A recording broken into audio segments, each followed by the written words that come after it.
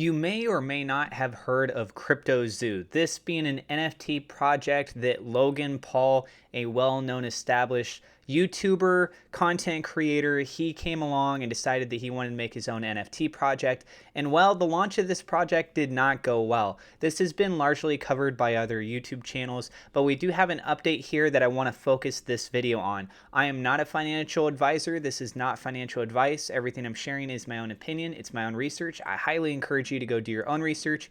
And with that being said, let's go ahead and dive on into this. We have an article here from Cointelegraph. I'll have a link to this article down in the description. I'll share my thoughts and my opinion on this at the end of the video.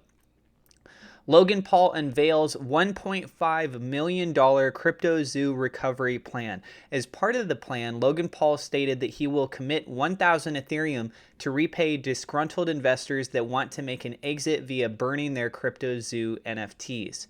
YouTuber Logan Paul has unveiled a $1.5 million recovery plan for the people who invested in his beleaguered, non-fungible token or NFT project, CryptoZoo.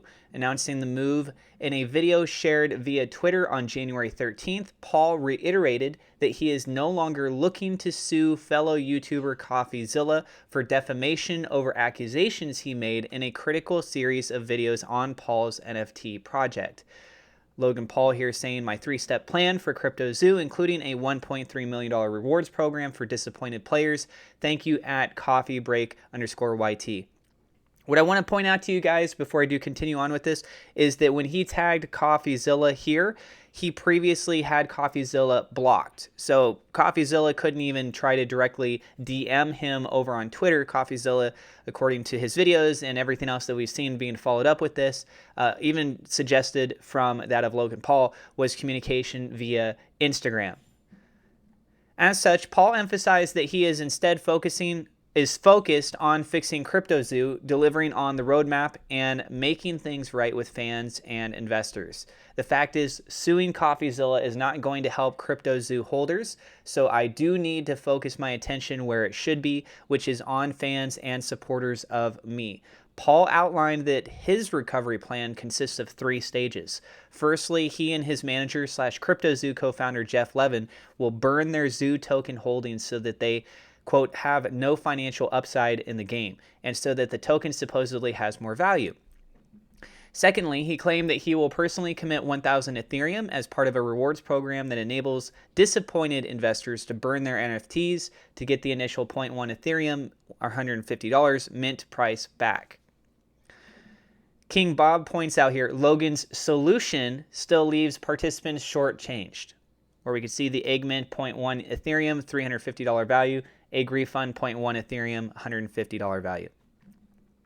It is worth noting that at the time of Paul's tweet in which he said he was putting up $1.3 million for the rewards program, the 1,000 Ethereum was worth that sum. However, the price of Ethereum, among a host of other top assets, has since been on a hefty pump that has seen its price gain 10.2% over the past 24 hours to sit at roughly $1,548 at the time of writing.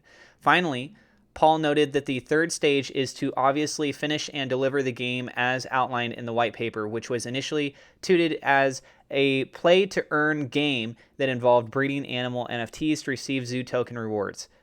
To say I am disappointed in how this was handled internally is an understatement. There's a full internal investigation going on along with an audit, and we are going to pursue full legal action for whoever needs to be held accountable. If any money is recovered in the process, it'll go right to the community, he added. The community reaction to Paul's Twitter post was mixed, with some tipping their hats to Paul's efforts, while others continue to pile on with further criticism. Users such as Thraxis noted that while criticism of Paul and CryptoZoo was valid, all of this seems very positive, and while it took a while, this definitely deserves a good job. Hopefully it stays that way. While the founder and CEO of Genius Group, Roger Hamilton, added, I'm sorry, in compensation to those who lost money. How great if all CoffeeZilla investigations would end up this way. On the other end of the spectrum, popular NFT and crypto trader CryptoBitlord7 stated, but let's be honest, you didn't care until it started to impact your reputation. You then threatened to sue, and when you realized it backfired, you started this to try to please people. You are as fake as it gets, a true LARP, they wrote. And then goes on to say here, he still did not take any accountability. This is from Yusuf. He said, "I'm sorry for how things unfolded." He refuses to believe he is at fault. Additionally, he said, "Full investigation on whoever is accountable." And now he is treating CoffeeZilla like his best friend, yet he doesn't follow him. Well, I've got a handful of different opinions on this. Where should we start? Let's go ahead and start with the fact that he's trying to do any kind of a reimbursement opportunity for people that were involved in this. Compared to the option that there was just several days ago, this is a step in the right direction. People that feel that they've been burned on this project, if they want to be able to get their refund out of it, then I think that it's only fair and it's appropriate. The reality is that this project did not deliver what they had essentially promised, right? This project was a failure of a launch, and based on the investigation, what had been shown in the community's feedback, Logan Paul went virtually completely silent, barely saying anything at all. I think it was one or two super generalized statements like hello, something along those lines. That was inside of Discord. And this can be seen inside of CoffeeZilla's video. The fact is, right now, he's received so much backlash. He's trying to make himself be liked by the community because the work that he does, it really requires that, right? People don't like him. They're not going to buy his products. They're not going to support him as a wrestler. They're not going to be, you get the point. The list goes on and on and on. They're not going to watch his YouTube videos. This is his attempt at trying to salvage his reputation. It gets piled on more and more and more. He's already had a bad reputation in the past, and then he tried to do this redemption curve, and then here we are again. You know what? It almost feels like this is its own wrestling arc, as sad as it is to say, because in this instance, it's dealing with people's money directly. So the good news is that all of that facade and whether or not he's just putting on a face and he's trying to do this for his own self-interest, put all of that off to the side. The simple fact is that he's creating an opportunity where people can be able to try and get their money back. So again, that's what really matters here, is people be able to get their money back. At that point, if people want to support Logan Paul and anything else that he wants to do, that's on them. If they want to take that risk, that's on them. Okay, that's their decision. With this in particular, he points out about the 0.1 ETH.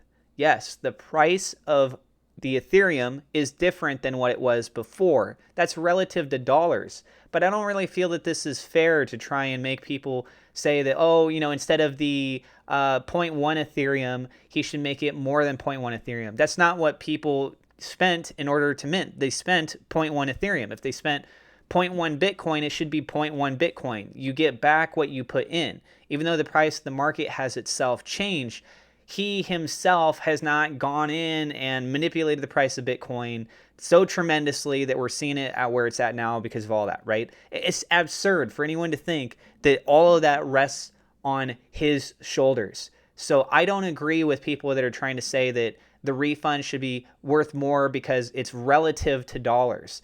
Like, think about the absurdity if we were to relate this to fiat, right? If you were to say pesos to dollars, those market trends change. So that's foreign exchange right there. If you were to say, well, but yeah, I mean, I paid in pesos, but because the price of pesos has depreciated, I think that you should give me more pesos because I don't want to make it relative to pesos. I want to make it relative to the dollar because the dollar has more comparative value to it. You see, it just doesn't make much sense when you say it like that. And people will try and make the argument, oh, well, Ethereum is not fiat. Right. Ethereum is, however, a cryptocurrency. It's labeled as a cryptocurrency. Whether people want to make that argument, oh, it's not a currency, oh, it's a store of value, oh, you're using it as a means of exchange, right? You said, I have $350. I'm going to put that in Ethereum. Now I take my Ethereum and I'm going to put this into CryptoZoo. So what did you exchange between CryptoZoo and with your crypto? It was Ethereum. You didn't exchange it for $350, right? If you did, then you should get $350 back. But you spent 0.1 Ethereum, so you should get 0.1 Ethereum back. If you traded 10 goats for it, you shouldn't get $20 back, or, I mean, that's obviously way cheap for 20 goats and stuff. You get my point. You're going to get back what you put in. You give goats, you get goats back. Simple fact. May sound like a weird example, but that's to try and simplify these things, because there will be people that in the comments section still want to argue with me over the simplicities behind this. So again, going over this, just to summarize this up, guys, this is a step in the right direction. Overall, the credibility of Logan Paul has definitely been tarnished. This is his attempts to try and redeem himself. What do you guys think? Do you think that he should be forgiven for this? Do you feel that this is a step in the right direction? Do you agree or disagree with anything else that I had to say about this? Tell us your thoughts down in the comments below. Again, I am not a financial advisor. This is not financial advice. Please go do your own research. Thank you so much to my Patreon supporters. A double shout out thank you to WeLoveSafeMoon.com, Victor Vegas, SafeMoon Oz for being higher level patrons. Also, thank you to my YouTube members for your support. And if you are new to the channel, don't forget to hit subscribe, hit the thumbs up like button. God bless, and we will see you in the next episode.